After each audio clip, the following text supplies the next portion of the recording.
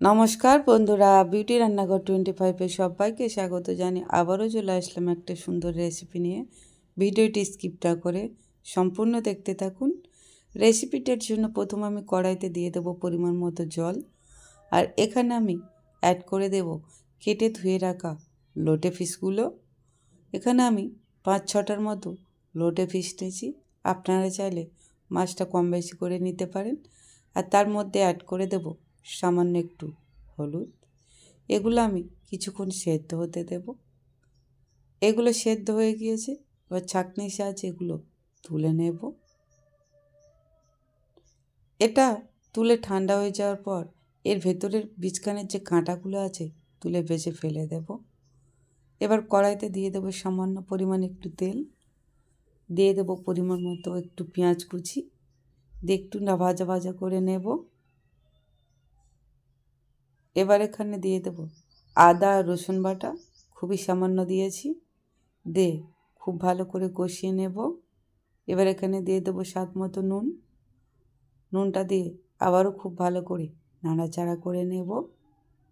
এবার এখানে অ্যাড করে দেব কাঁটা বেছে রাখা মাছগুলো দিয়ে খুব ভালো করে কষিয়ে নেব। এবার এখানে দিয়ে দেবো হলুদের গুঁড়ো, সামান্য একটু লঙ্কা গুঁড়ো, দিয়ে দেবো কয়েকটা কাঁচা লঙ্কা কুচি, দিয়ে খুব ভালো করে কষিয়ে নেব। এবার এখানে অ্যাড করে দেব ধনে গুঁড়ো, দিয়ে দেব জিরে গুঁড়ো, এবার দিয়ে দেব এখানে সামান্য একটু গরম মশলা, দিয়ে আবারও খুব ভালো করে কষিয়ে নেব। এবার এখানে আমি অ্যাড করে দেব সেদ্ধ করে রাখা আলুটা আমি আগেই সেদ্ধ করেছিলাম। এখানে আমি একটাই আলু সেদ্ধ করে নিয়েছি, বড় সাইজের, দিয়ে খুব ভালো করে এর সাথে আবারও কষিয়ে নেব।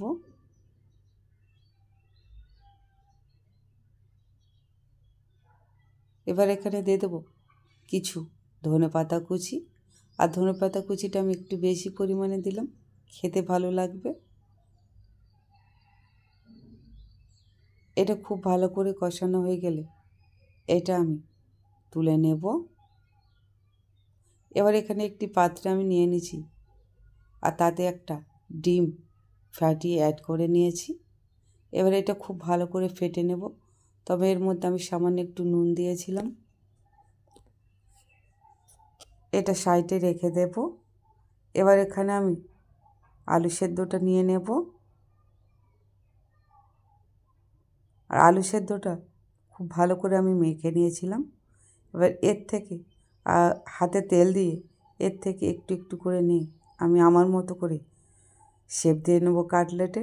আপনারা আপনাদের পছন্দ মতো কিন্তু শেপ দিয়ে নেবেন। এভাবে সুন্দর করে আমি শেপ দিয়ে নিয়েছি। আপনারা চাইলে ছোট ছোট করেও শেপ দিতে নিতে পারেন। এবার টোস্টের গুঁড়োটা আমি আগেই গুঁড়ো করে রেখেছিলাম কয়েকটা টোস্ট নিয়ে। টোস্টের গুঁড়োর মধ্যে আমি ঠিক এভাবে লাগিয়ে নেব প্রথমে।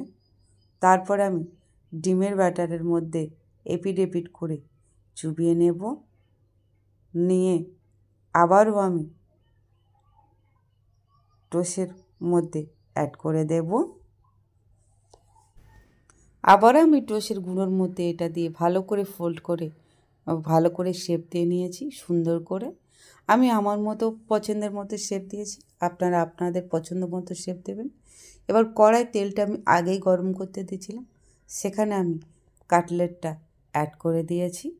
এবার ওপর থেকে তেলগুলো ঠিক এভাবে ছিটি ছিটি দিয়ে দিচ্ছিলাম।